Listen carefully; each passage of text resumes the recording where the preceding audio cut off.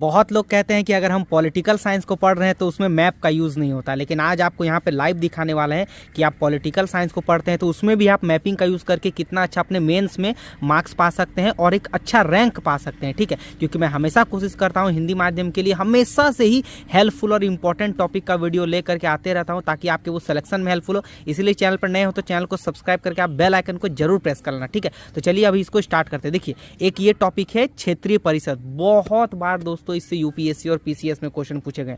आप क्षेत्रीय परिषद को सिंपल में भी ऐसे लिख सकते हैं, आप मैप बनाकर भी लिख सकते हैं। देखिए, दोनों में आपको मार्क्स मिलेंगे, लेकिन आप ऐसे मैपिंग बना करके लिखते हैं ना क्षेत्रीय परिषद या जोनल काउंसलिंग को, तो आपको अट्रैक्टिव मार्क्स ज्यादा मिलता है और कहीं ना कहीं एक प्लस मार्क्स का इसमें जो आपका चांस वो बढ़ जाता है। देखिए, जैसे कि इसको देखिए मैप बना करके आप लोग सोचते हैं कि केवल साम्राज्य को या तो दक्षिणी पठार पूर्वी पठार को ही मैपिंग में हम बता सकते हैं, नहीं।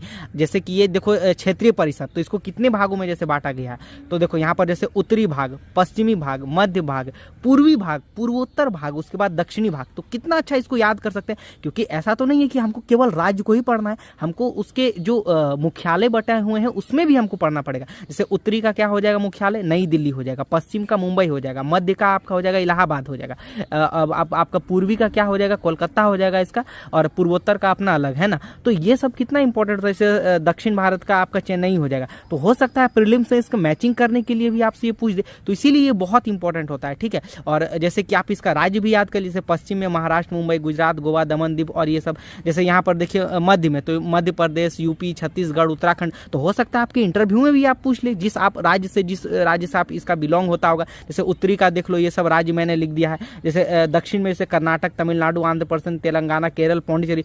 इसमें प्रीलिम्स में भी ये क्वेश्चन घुमा करके पूछा जाता है, तो आप इसको इस टाइप से रिवीजन करके पढ़िएगा, ज्यादा हेल्पफुल होगा। ठीक है, जैसे इसका केंद्रीय अध्यक्ष इसका कौन होता है, तो गृह मंत्री होता है। इसकी सलाहकारी जो है बाध्यकारी नहीं होती। ठीक है, 1971 के तहत उत्तर पूर्वी जो है जोनल ये बनाया गया था। तो उसमें कौन कौन शामिल है भाई, तो असम, मणिपुर, अरुणाचल प्रदेश, मिजोरम, नागालैंड, मेघालय, त्रिपुरा, सिक्किम। तो ये सब बहुत अच्छे से पूछा जाता है। जैसे राज्य पुनर्गठन अधिनियम 1956 द्वारा जो है मध्य, उत्तरी, पश्चिम, दक्षिण और पूर्वी को जोड़ा गया था। ये क्या है, तो ये जो है एक संवैधानिक निकाय नहीं है। ठीक है, यानी कि संविधान में इसका वर्णन नहीं है, ये भी पूछ सकता है। फिर आप क्या कर सकते हैं, मेंस का एक अपना अलग टॉपिक भी छोटा सा आप इसमें बना करके लिख सकते हैं। जैसे कि देखिए, क्षेत्रीय परिषदों का उद्देश्य हो गया, तो क्या करता है, ये देश को एकीकरण करने में सहायक होता है, राजनीतिक साम्य सुनिश्चित करता है, विभाजन प्रभाव को दूर करता है ना, राज्यों के बीच सामाजिक हो गया, आर्थिक हो गया, इसकी सहायता में ये जोड़ने में मजबूत करता है ना, राज्य की भावना और क्षेत्रवाद भाषाई को कम करने में जो है सहायक होता है, जो भाषा के को लेकर के जो विवाद उत्पन्न होता है उसको भी कम करता है, यानी जोड़ करके रखने का काम करता है।